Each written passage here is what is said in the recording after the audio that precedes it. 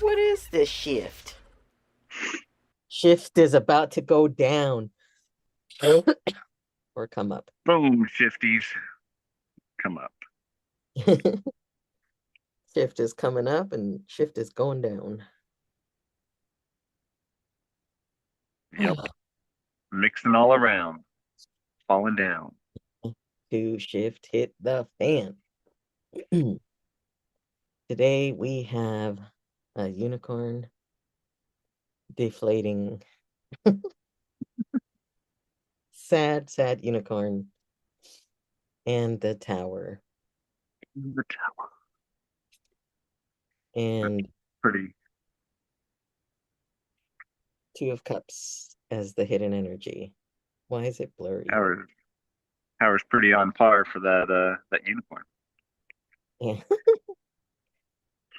Um, this is the new Twitchy Witch, uh, Yeah, show the back. Show the back.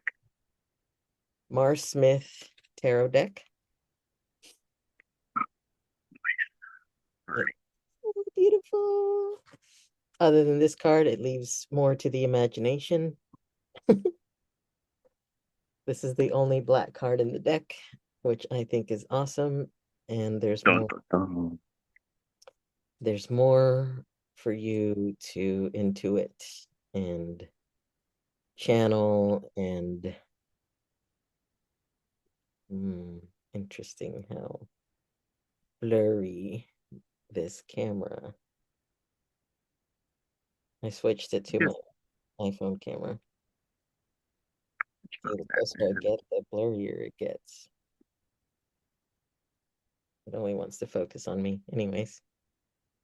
Anyways, we just got to describe the cards. Yeah. Got This the tower and the two of cups. the tower, almost all black. Um, a tower standing on top of a mountain, and it's all tower. The bottom is the mountain. Is that a crown on top or a spaceship? That is a crown on top. A crown flying off of the tower as if that was the top of the tower, and a lightning bolt struck it off, and fires coming out of the top. There's smoke on the top, there's clouds on the bottom. So this was a very high tower, seems like. There are people that look way too big to be in that tower falling out of it. Um,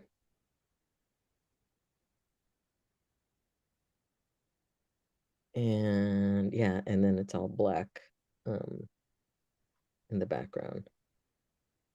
And then the two of cups, all white background, uh feminine and a masculine figure facing each other, each with a cup. I'd like to think it's an empty cup, so that they're coming to each other with no stories, just empty cups to receive each other. And then a lion with angel wings, a lion's head with angel wings, and then the is that the medical serpents as the body? No, no serpents. It's like a candle holder. But that's what it reminded me of. I think Mm, this is some beautiful cards that we've got here for a lot of what's going on in people's lives. And I feel like in our discussion before this, we had some beautiful examples of how this comes about, especially in relationships. You know, the tower being this structure that's there, this formation, the overruling, overseeing structure that binds us to where we are, and as that crumbles, as that comes down and falls apart, it's like our cups get to have that opportunity to be empty, and we get this opportunity to come back together and form something new, learn more about learn more about each other, or create something different, create something more harmonious with each other. You know, I've seen this in my own life quite a few times of just getting to having my cup emptied and having what structure I thought was there crumble down, and then I have to rebuild that and say, all right, I care about this. Let's let's restart. Let's look at this in a different way. Something that came to mind in considering this and what we did talk about before, um, is that we forget, this is what's hidden from us, is that we're actually in a relationship with each other, all of us. There's nobody that's not us. Um, so thinking about like all the people that we're told, yeah, you need to get rid of all these people in your life, you need to shun this, you need to do this, to save your own sanity or whatever. That's coming with a cup full of garbage when you're meeting this other part of you that also needs healing, that also needs to learn this harmony. Because that's all it is. It's the masculine fighting with the feminine. um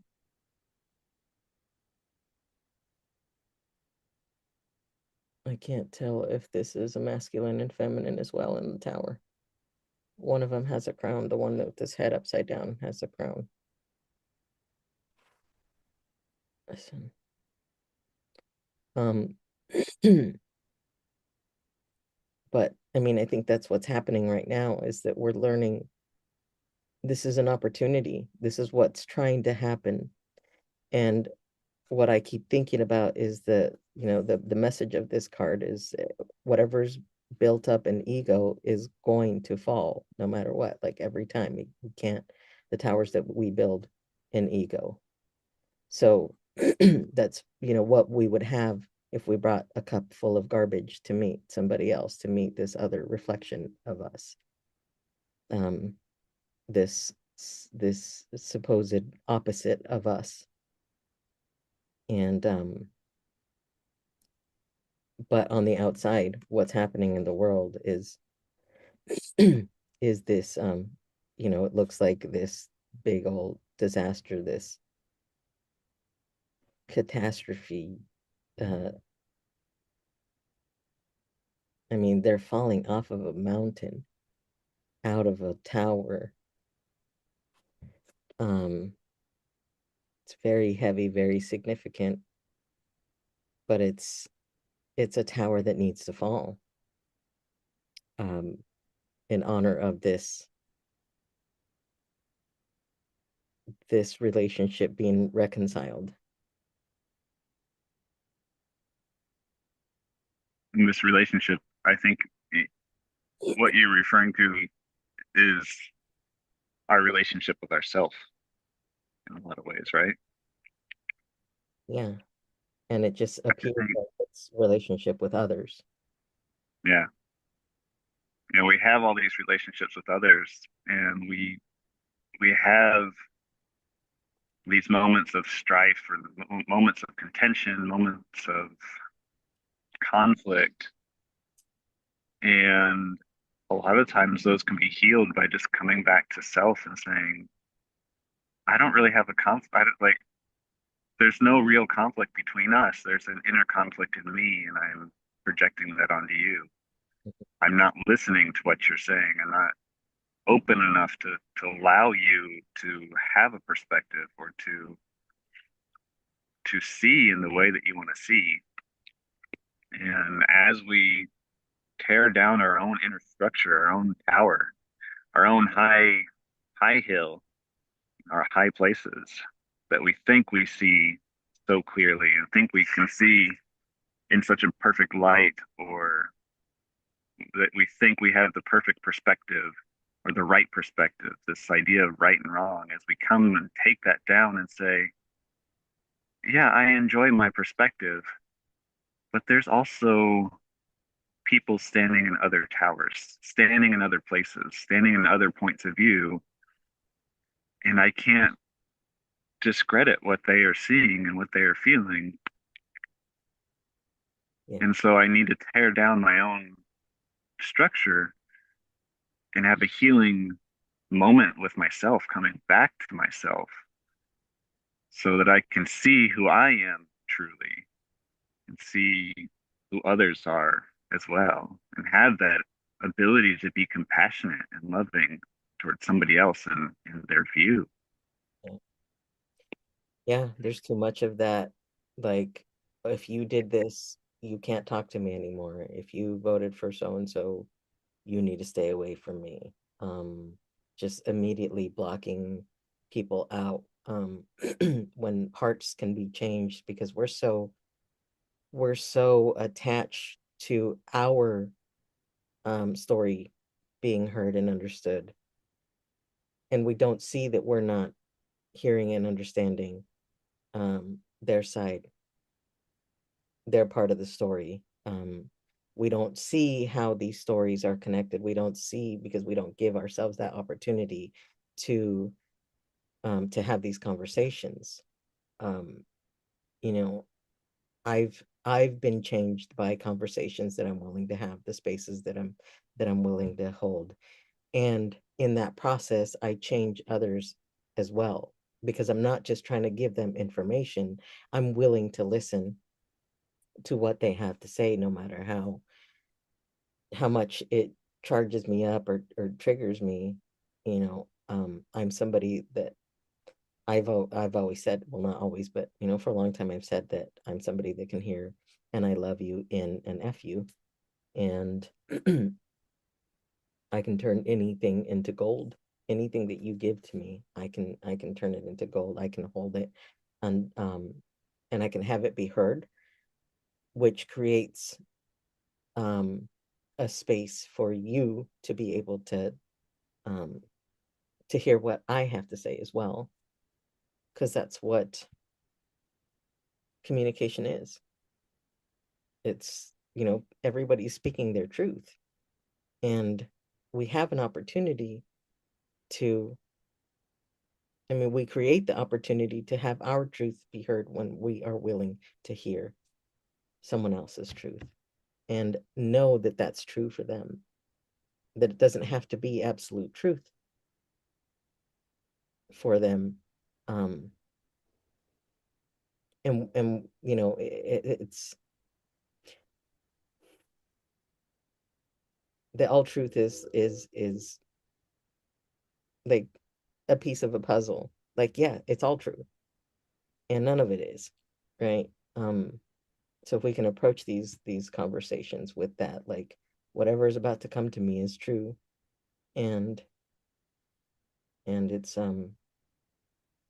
and it's just gonna, flow through me. It's not, I'm not gonna give any weight to that. I'm not gonna give any significance to that, to whatever's being said. I'm just hearing information. And if we can learn to do that with our own thoughts, with our intrusive and destructive and all this, it makes it easier. Um, all our inner talk, it makes it easier for us to be able to do that with others, methinks. Yeah. Yeah, I think all truth, every perspective that we hold, every view that we hold is a truth. It's a reality that's created inside of our own mind. And so it holds a weight, it holds a meaning to it that we've given to it. And my friend and I were just having this discussion recently of Viktor Frankl's Man's Search for Meaning. And and a lot of times we search for meaning out there as if like God has given us a direct meaning, or as if there's a meaning, a definite meaning to all things. And we often don't realize that that meaning is something that we have to create inside of ourselves. That's something that is a part of our creative aspect of who we are as humans. And so we can give weight, we can give that meaning, the we can give that substance to anything that we want to. And we can select and choose what we actually give meaning to and what we really hold as something that matters to us and not. And I think sometimes we get anchored by these meanings that we have. We feel like we have some sort of validity inside of our, or so some sort of self-worth because of the meaning that we have given to something. And it becomes precious to us. But we forget that that's something that we've selected to be our anchor, something that we've selected to be our weight and to help define us. But that isn't necessarily us. That is, we are something much deeper than just the meaning, the thoughts, the feelings that we have inside of us. And when we can take those down and say, I still hold this as precious, I still hold this as something that I value, but I'm willing to take it down so that I can see something else and something different. We start to find our own inner true essence, our own being, our own real self worth, something that's deeper than our definitions around us. But it takes a lot of practice to do that.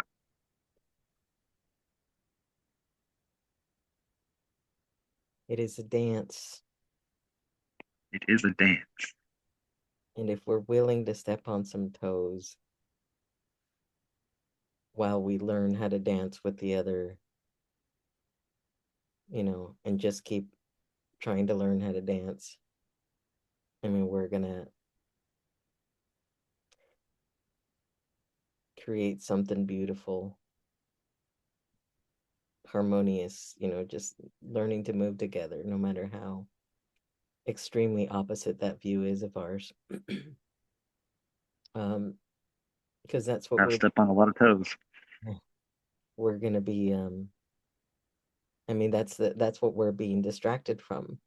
This tower that's falling is trying to distract us from what needs to happen, what we're trying to build together, and we've got to not be distracted by the scary look of this tower. This and remember humanity. Remember that you're it's another human that you're in front of. When you come with all of this garbage, you've dehumanized that person, and you're dehumanizing that part of yourself that's also capable of all this.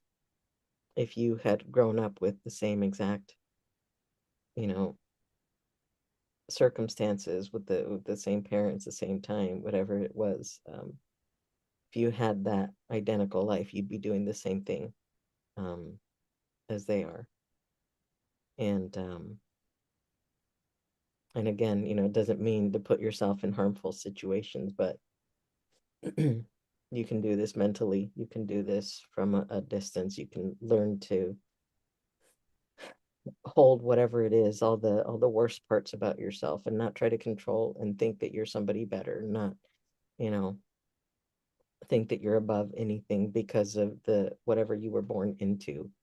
Um, it's that's me out there. That's a part of me that I have the full capacity to be.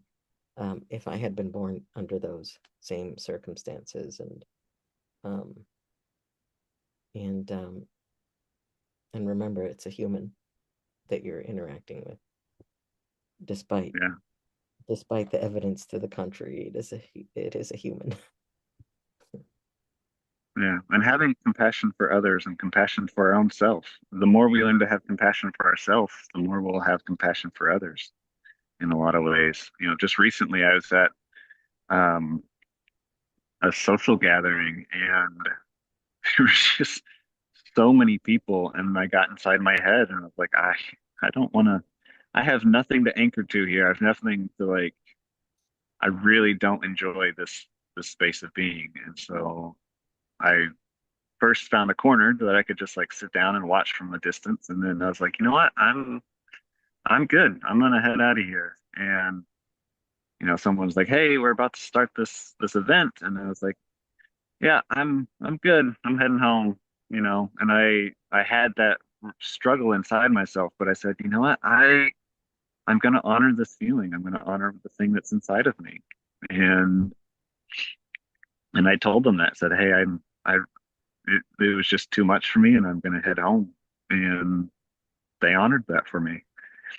But that that I think had I stayed, maybe I would have grown. Maybe I would have toughened up a little bit or something like that. Or maybe I would have had this bitter feeling for a while of like, man, I just didn't like that and I don't really want to go back. But for me, it was just that opportunity to say, no, it's okay to have this. It's okay not to go. It's okay not to do this uncomfortable thing. And I found a sense of normal afterwards and found myself again and honored what was inside of me. And I think sometimes we look down on those moments where we think we're being weak, but sometimes those times of being weak is our strength. It's our body and our mind saying, "Hey, I love you enough to say, hey, let's go do something different. Let's change what's happening because you don't have to be here. You don't have to do anything. You don't have to do anything in life." And so if sitting down on the couch and crocheting is better than being at a social gathering, cool, go do that. It's, I think sometimes we get caught up in the ideas of what we should do or what we should be or what all the shoulds that we have to, the ways that we think we need to exist in life. And we forget that you can exist however you want to. Just exist. Just be yourself. Yeah. Find yourself. Tear down the shoulds, tear down the towers, the oversight, the eyes inside your own walls. There's this beautiful song by uh, an artist named Dune Moss, and she talks about the eyes inside her walls, the home that she built. And as I was thinking about that and thinking about my own mind and all the things that I do to watch myself inside my mind and judge myself and all these things, I realized those are the eyes inside my walls. What would it be like if I lived a life without these eyes inside my walls? What if I just acted and performed the way that I knew how to act or wanted to act or desired to act? Not in a terrible way where I'm mistreating others, but just, hey, I'm curious about this, or hey, I don't really want to go to that social gathering, or I want to go try this different activity, or this new career, or whatever it is, just followed my own interest. What if I just gave myself permission and stopped looking for the right and the wrong, those inner eyes that are judging everything about what I'm doing? What would that look like? And it just felt magical to think about that. I'm really glad you put that in because that is that like for me that mental process, that I'm wanting to encourage, like have also listen to that voice. We can do both. We can listen to the voice when it's telling us there's nothing for you in this situation, or there's danger, or there's something. Listen to that feeling. Um, and mentally play the situation the way that you would want it to go. um, you can still do both. You can have your moment to yourself and imagine what um, well, be grateful for that strong inner guidance system that took you home instead of in that situation, and imagine something um, amazing coming out of having stayed, if you had stayed, like you did, with that growth. Yeah, maybe there was growth there, maybe there wasn't, and I'm so glad I listened to myself, uh, because that's going to keep us out of those dangerous situations. That's still real, that sometimes it's more harmful, and sometimes that's actually telling us like you really shouldn't be in this place and time right now. You really should be somewhere else. So I'm glad you put that in. Because I'm like all about, let's just hug everybody and rehumanize and learn to connect. And I don't always put that in. Also, listen to yourself. That's also real. That's also true. And so many people get into these situations where they are harmed because they didn't listen to that little voice because they're trying to um, grow in a situation and trying to force themselves to be positive or whatever, and talking themselves out of like this bad feeling that they have in their stomach, the inner guidance system telling them like you really shouldn't you really shouldn't be here. So yeah. Yeah. We think we're building this strength, this resilience, or being tough and whatever. But a lot of times I see that we're building kind of resentment and we're building walls and we're building structures around our inner self so that we can be tough. We can toughen the skin and be calloused and have a stronger structure for ourselves. But why is that necessary? Yeah, Why do you need that? that's not what we're saying here. Hmm. You can exist and be soft and that's okay. The world is I think the world is evolving to a place where we don't need that tough shell anymore. And I think that's a beautiful place. Yeah, it includes that tough shell of how we view others. I think that is the shell that would have somebody not listen to that inner guidance, the feeling like the vibe is off. Um, you know, yeah. Cool. Well, that's what we got for you, shifties. Not gonna be the shift. Do it. I dare you. We love you. Take off your shell. Be a soft little lobster inside your cave. Sparkle and be magical and rainbowy. Stick that in your belly. Um, the end. The end. We love you all. I love it. Uh, cute. All right. Thanks for showing up, Brian. That was Let the shift hit the fan. Let the shift hit the fan.